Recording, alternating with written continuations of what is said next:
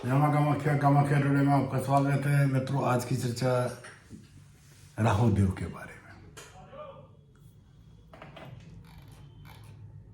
जिसको राहु तारे भला उसको कौन मारे।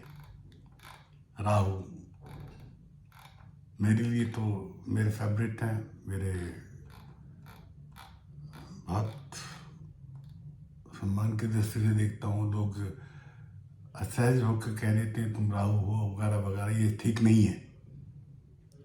वैसे तो राहु को ज्योतिष में पाप ग्रह माना गया है।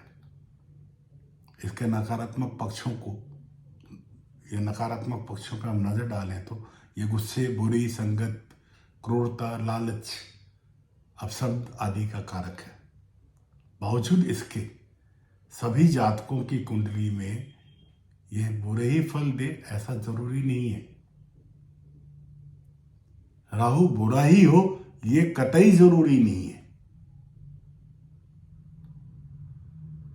राहु व्यक्ति को रहस्यमयी, रहस्य से पर्दा उठाने वाला, साहसिक, दुस्साहस, साहसिक कार्यों को करके उसमें विजय दिलाने वाला बनाता है, राजनीतिकार बनाता है, कल्पना को बल देता है, आप में साहस की वृद्धि देता है, गुप्तचर बनाता है। इसलिए यह कह देना कि राहु सिर्फ केवल तकलीफ देता है, मैं इससे, इस तर्क से और इस बात से सहमत नहीं रहता। मेरा मानना है जैसे सभी पाप ग्रहों का प्रभाव आपके जीवन में पड़ता है, उसी के स्वरूप राहु का भी प्रभाव पड़ता है।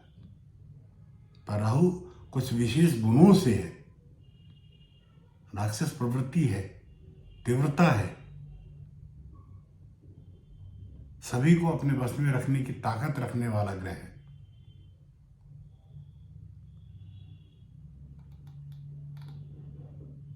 खैर, हर आदमी का अपना नजरिया है, हम राहु पे चर्चा कर रहे हैं। जब भी यह कुंडली में शुभ अवस्था में हो या दशा प्रत्यंतर दशा में हो, इसकी स्थिति शुभ हो तो जातक को फर्श से अर्श पर ले जाता है साहब, रातों रात। ऐसा किसी में सामर्थ्य नहीं है, किसी भी ग्रह में सामर्थ्य नहीं है। अत्यधिक पूजनीय ग्रह, देवताओं के ग्रह, गुरु, देवगुरु, उनमें भी सामर्थ्य नहीं है कि रातों रात अर्श से, फर्श से अर्श पे ले जाए। एकमात्र राहु ही कर सकता है, एकमात्र राहु कर सकता है, जो अगर शुभ अवस्था में है तो फर्श से अर्श पर ले जाएगा। ऐसे में आज की चर्चा, हम ये चर्चा करेंगे कि कौन से ग्रह हैं जिनके साथ ये युक्ति बनाकर राहु शुभ हो जाता है और किन भावों में इसकी दृष्टि लाभकारी मानी जाती है। मित्रों, मेरा अपना व्यक्तिगत अनुभव है राहु के साथ। हो सकता है कि कुछ ज्योतिष भाइयों, विद्वानों के मत से मैं बाहर अपने अनुभव की चर्चा कर रहा हूं। राहु और बुध की जो युक्ति होती है, ये बुध को तार्किक क्षमता बनाने वाला, वाणी बुद्धि कारक माना जाता है। अब ये बुध के तार्किक क्षमता में जब राहु की रहस्यमय स्वभाव से मिलने पर या मिल जाता है या युक्ति बन जाती है, तो वह व्यक्ति एक विद्वान शख्सियत के रूप में सामने आता है। साथ में, इसके साथ ही यदि राहु और बुध के नक्षत्र में, मजे की बात है कि यदि राहु बुध के नक्षत्र में हो तो जातक बुद्धिमता से भरा पूरा होगा। ऐसे लोग बिना बोले भी बातों को समझने वाले होते हैं तकनीकी क्षेत्रों में ये बहुत प्रवीण और सफलता प्राप्त करते हैं। अपने वाणी के दम पर ऐसे लोग समाज पर अपना विशेष प्रभाव छोड़ते हैं। राहु की अगर बृहस्पति के साथ युक्ति हो, गुरु चांडाल योग जरूर बनेगा। ज्ञान और आध्यात्मिक शक्तियों के कारक ग्रह गुरु के साथ में अगर राहु का संयोग, यूं तो गुरु चंडाल के नाम से विख्यात है, लेकिन यह योग हमेशा बुरा नहीं होता मित्रों। कोई भी योग हमेशा अच्छा और बुरा नहीं होता। यदि कुंडली में गुरु की स्थिति अच्छी है और राहु बृहस्पति की युक्ति नियमित हो रही है, बन रही है, या राहु गुरु के साथ नक्षत्र में स्थित हो, तो इसे एक अच्छा संयोग माना गया है। इस युक्ति के व्यक्ति को आध्यात्मिक मार्ग में सफलता प्राप्त होना निश्चित है। इसके साथ में वह व्यक्ति राजनीति के क्षेत्रों में भी बाकी लोगों से अच्छा काम करेंगे, लोकाचार में काम करेंगे।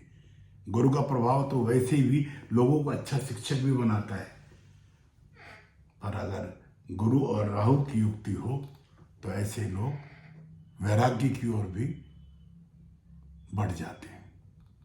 अब शुक्र के साथ में राहु की युक्ति हो, जिन जातकों की कुंडली में शुक्र शुभ है और राहु के साथ में युक्ति कर रहा है, तो ऐसे लोग कला के क्षेत्र में कमाल कर जाते हैं। कमाल कला में जिस भी कला के क्षेत्र में, जिस भी क्षेत्र में जितने ऐसे जातक होंगे, या कला के जिस भी क्षेत्र में ऐसे जातक होते हैं जिन उसमें अपनी कला की कलात्मक क्षमता के लिए, अपने कला के लिए जाने जाते हैं। ऐसे लोगों की कदकाठी, रंग रूप चाहे कैसे भी हो, लेकिन यह लोग आकर्षक दिखने में लगते हैं। सूर्य और चंद्रमा के साथ राहु की युक्ति ज्योतिष शास्त्र के अनुसार जब भी राहु ग्रह सूर्य या चंद्रमा के साथ बैठता है तो ग्रह दोष लगा देता है। लेकिन जब कुंडली में सूर्य या चंद्रमा शुभ होते हैं, ध्यान रखिएगा, ग्रह दोष का मतलब नकारात्मक नहीं। अगर सूर्य और चंद्रमा की स्थिति कुंडली में शुभ हो तो ऐसे में राहु के साथ उनकी युक्ति बनेगी, और इन दोनों ग्रहों के नक्षत्र में अगर कहीं गलती से विराजमान हो तो शुभ फल जातक को मिलते रहेंगे।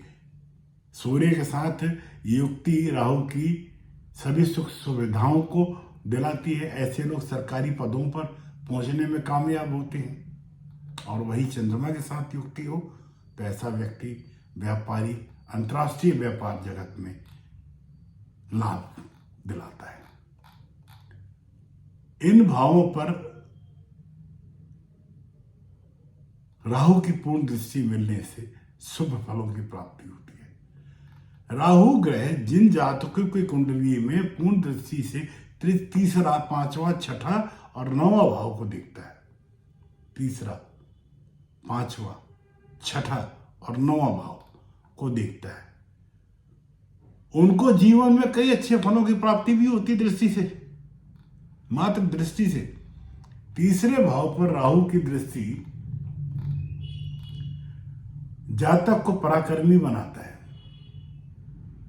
जहां भी राहु बैठे हों वहां से तीसरी दृष्टि जिस भी भाव पे पड़ेगी, उस भाव के पराक्रम में वृद्धि, सफलता कराने की क्षमता। ऐसे लोग किसी भी कार्य को करने से घबराते नहीं है। जिसमें मुनाफा हो उस वस्तु को, स्थिति के बारे में तुरंत भांप लेते हैं। हालांकि संतान को लेकर वो जरूर चिंतित होते हैं, कुछ चिंताएं हो सकती है। पांचवें भाव पे दृष्टि, पांचवी दृष्टि, तीसरा, पांचवा, ऐसे जातक धनी होते हैं। ये इतने व्यवहार कुशल होते हैं कि अपने शत्रुओं को भी अपना काम निकाल लेते हैं। राहु को पाप ग्रह तो जरूर माना गया, लेकिन पंचम भाव पे पूर्ण दृष्टि से ये संतान सुख देता है। जातक को संतान सुख देता है।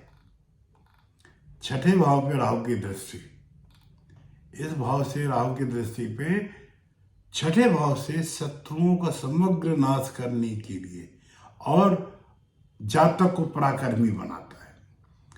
ऐसे लोग मित्र और शत्रु की पहचान बहुत आसानी से कर लेते हैं। हालांकि अपनी आंखों की देखभाल ऐसे लोगों को करनी चाहिए, क्योंकि यहाँ पे राहु देव मुझ पर भी कृपा किए हैं एक आंख अभी, जिसकी वजह से आपके साथ वार्तालाप में विलंबता आई।